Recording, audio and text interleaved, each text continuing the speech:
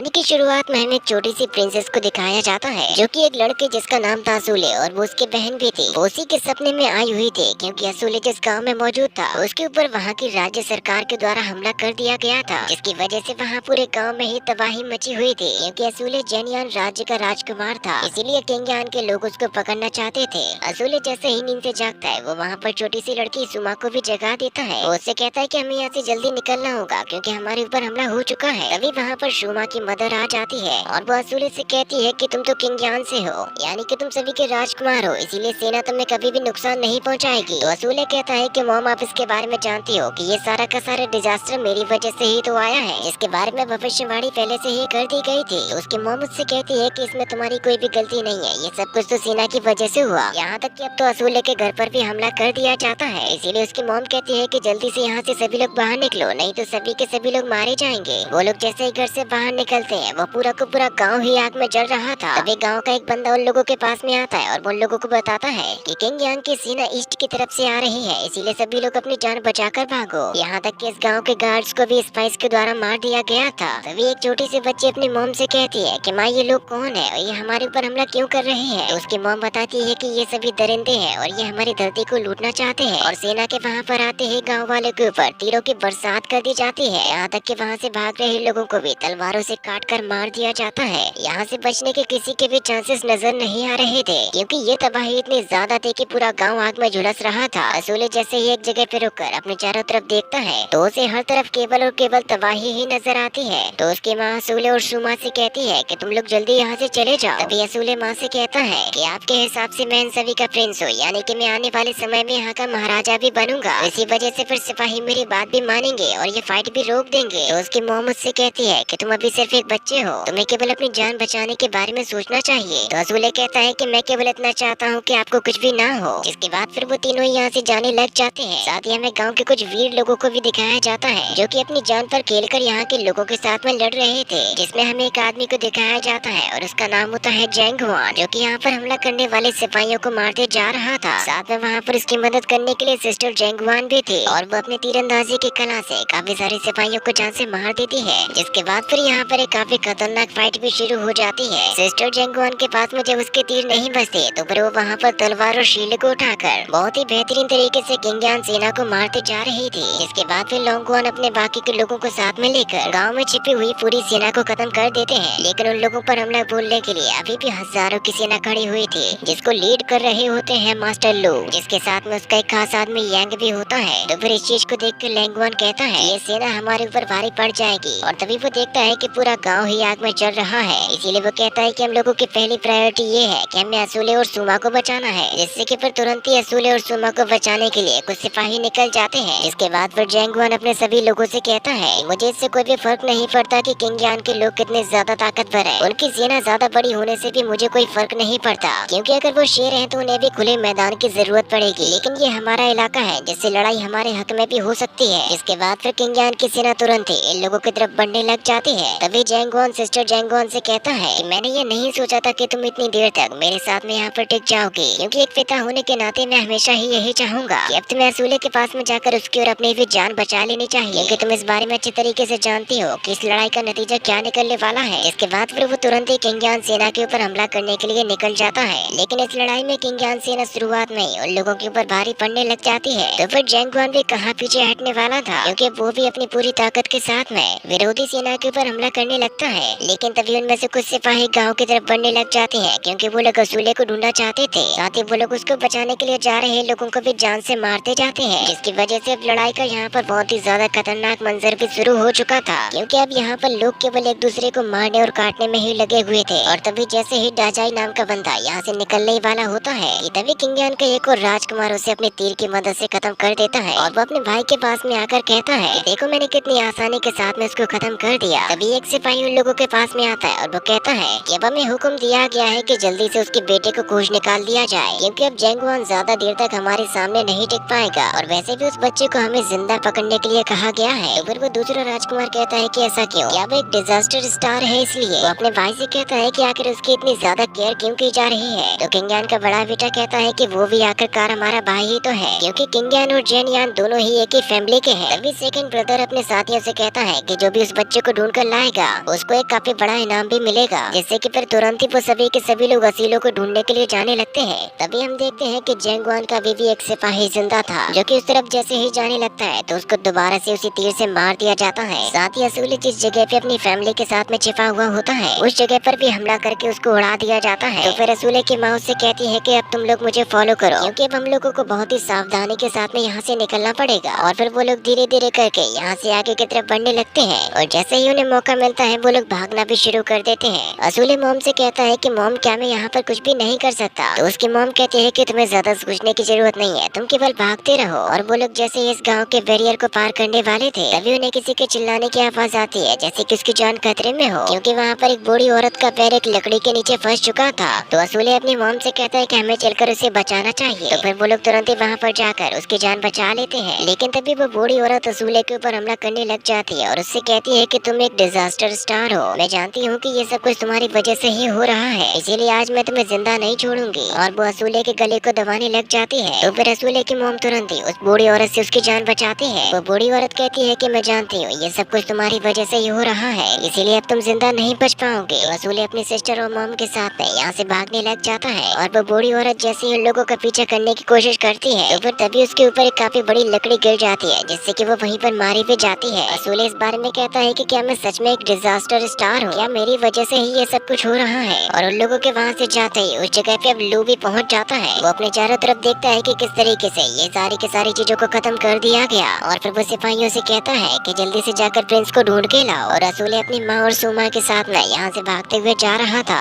वो लोग अपनी जान बचाने के लिए एक जगह पे छिप जाते हैं, लेकिन तभी उन लोगों को पता लगता है कि इस तरफ कोई दबे पैर चले आ रहा है। और वो लोग जैसे ही उसको देखते हैं, वो तो असल में होते हैं जनरल गैलर। और वो उन लोगों से कहते हैं कि मास्टर जेंगवान ने मुझसे कहा था कि किसी भी हालत में तुम सभी की जान बचनी चाहिए। साथ ही वो छोटी प्रिंसेस सुमा से भी कहता है कि तुम्हारे पिता तुमसे कुछ कहना चाहते थे, और वो ये है कि तुम्हें खुद को स्ट्रॉन्ग बनाना पड़ेगा, क्योंकि अब ये जगह खतरे से खाली नहीं है, इसीलिए अब तुम लोग यहाँ से चले जाओ। और फिर उसी वक्त जनरल गैलन के पीठ में कोई छुरा घोप कर उनको मार देता है, जो कि असल में किंग यान के सिपाही था। और वो असूले से कहता है कि मैं तुम्हें कब से ढूंढते फिर रहा हूँ, अब तो इनाम मुझे ही मिलेगा। जिसके बाद फिर वो जैसे ही असूले को पकड़ने के लिए जाता है, तो फिर उसकी माँ उस सिपाही के साथ में फाइट करने लग जाती है। और ये सब कुछ देखकर शुमा को बहुत ही ज्यादा डर लग रहा था, और तभी पीछे से जनरल गैलन उस सिपाही को पकड़कर उससे लड़ने लग जाते हैं। लेकिन वो यहाँ पर बहुत ही ज्यादा दरिंदगी के साथ में जनरल को छुरा घोप घोप कर जान से मार देता है। तो फिर तभी पीछे से असूले की माँ जाकर उस सिपाही को भी जान से मार देती है। जिसके बाद फिर असूले शुमा और अपनी माँ को लेकर यहाँ से जान बचाकर भागने लग जाता है। लेकिन अब उसकी माँ की हालत बहुत ही ज्यादा खराब हो चुकी थी। साथ ही अब उसे मारने के लिए वहाँ पर और भी ज्यादा सिपाही आ जाते हैं, और इसी के साथ में ये पार्ट भी यहीं पर खत्म हो जाता है। आप लोग इस अमेजिंग सीरीज का नेक्स्ट पार्ट देखना चाहते हो तो मुझे जल्दी से कमेंट में बताओ, जो कि थोड़ी ही देर में आ भी जाएगा।